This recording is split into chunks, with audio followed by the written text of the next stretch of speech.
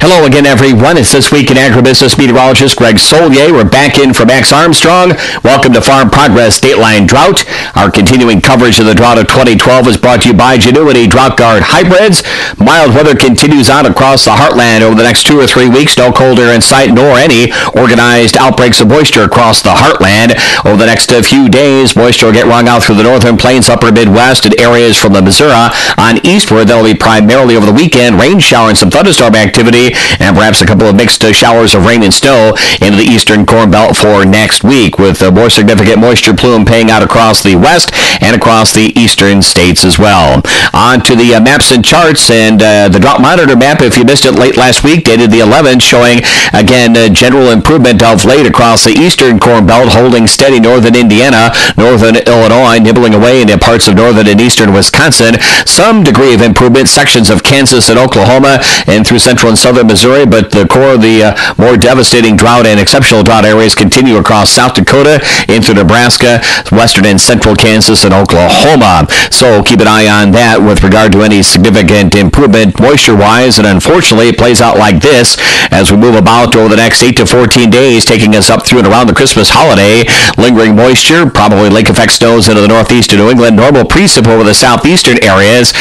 Some modest improvement noted on the weather systems that move on through the past couple of days into the southeastern states. High and dry weather across the heartland. Moisture continues on across the western United States. From a temperature standpoint, really no super cold air in sight. It continues to be a milder than average weather pattern from the Great Lakes region down to the central and southern plains. Temperatures normal to a bit below through the northern plains and western states, and a bit cooler than average across the southeastern portions of the country. So pretty much steady as she goes. Check us out this weekend on This Week in Agribusiness. We'll have a look at that 4-week forecast, and over the next couple of weeks, I'll look at that winter outlook, including some thoughts in springtime. That's a check on weather on the Bryce Nor now, and a look at markets. It wasn't the best of weeks for corn and wheat prices, but even those two markets couldn't ignore the bulls charging through the soybean trade today.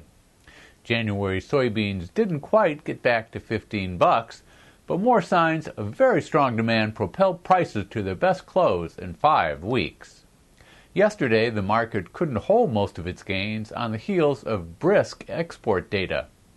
But today, soybeans closed firm, pushing above their 50-day moving average after the National Oilseed Processors Association reported crush for November was a strong 157.3 million bushels.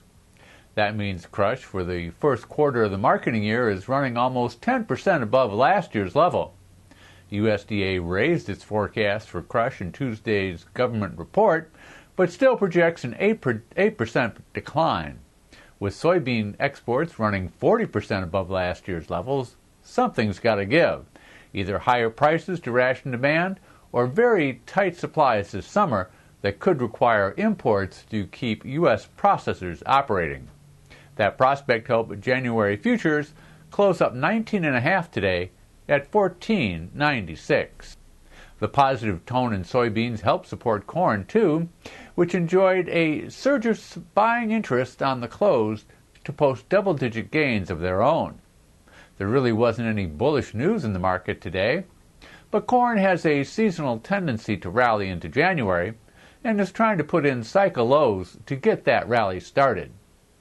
While export demand for corn remains limited, the market faces its own showdown with tight stocks in the year ahead.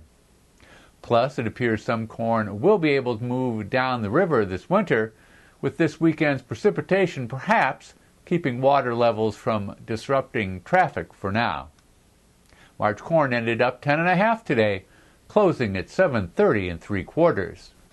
Wheat prices suffered the most this week, falling to their lowest levels since July. Today's rally didn't heal those wounds, but it could help build a base for a move higher.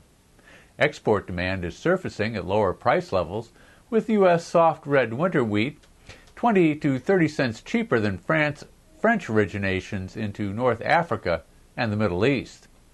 And the hard red winter wheat crop in the U.S. remains stressed by drought, though some precipitation is working through the region today.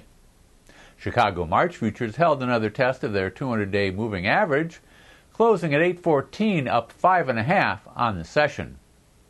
Kansas City gained 1.25 to 864.25, held back by today's storms, while Minneapolis ended 3.25 higher at 903. Keep up with the drought situation across the country by visiting www.datelinedrought.com.